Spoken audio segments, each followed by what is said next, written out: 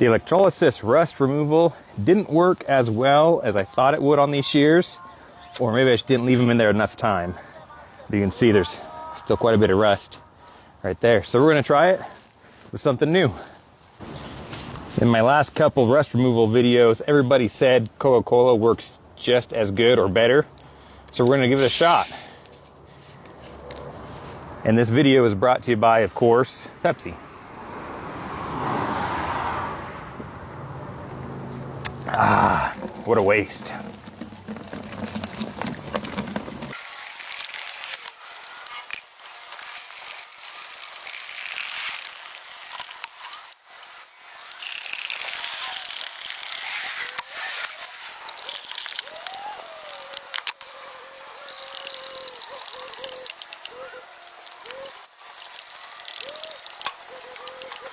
We've got the shears completely covered in 18 liters of Coca-Cola. We'll come back in a couple hours to see what happens. Well, it's been a couple hours. The wasps really like the Coca-Cola. Let's see if we can see a difference here.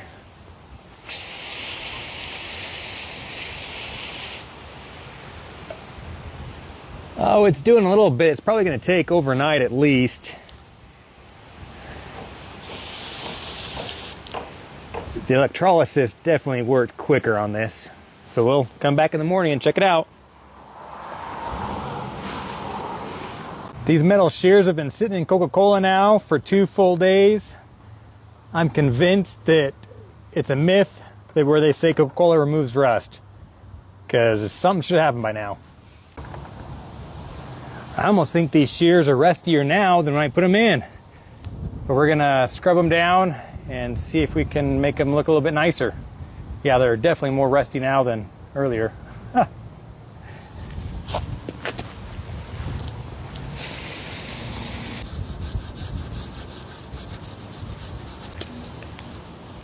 So the rust that's on there does come off pretty easy with scrubbing, but it'll take quite a bit more scrubbing to get them looking like new.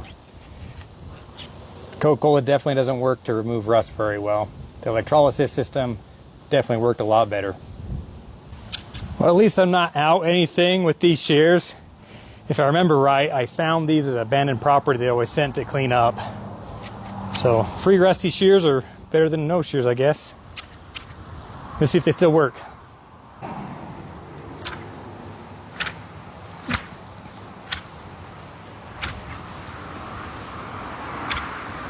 Rusty or not, they still work. If you look close, guys, it's still bubbling.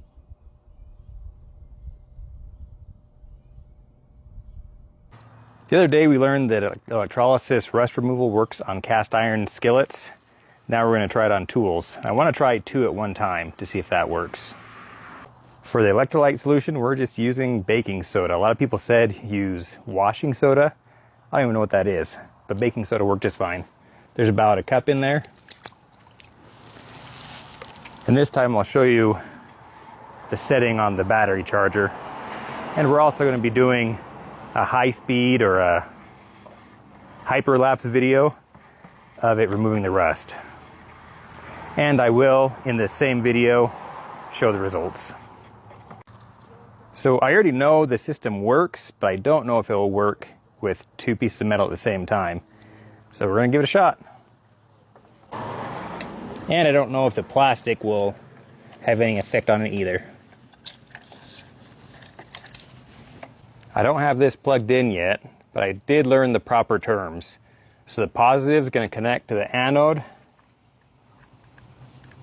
and the negative is going to connect to the cathode. And then I'm going to turn it on. Okay, we're plugging her in.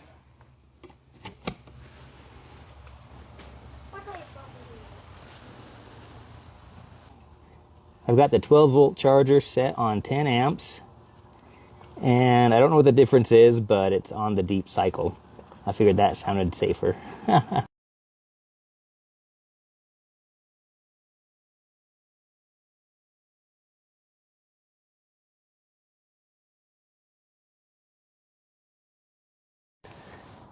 We've had this going now for about 5 hours. Let's pull it out and see what we got.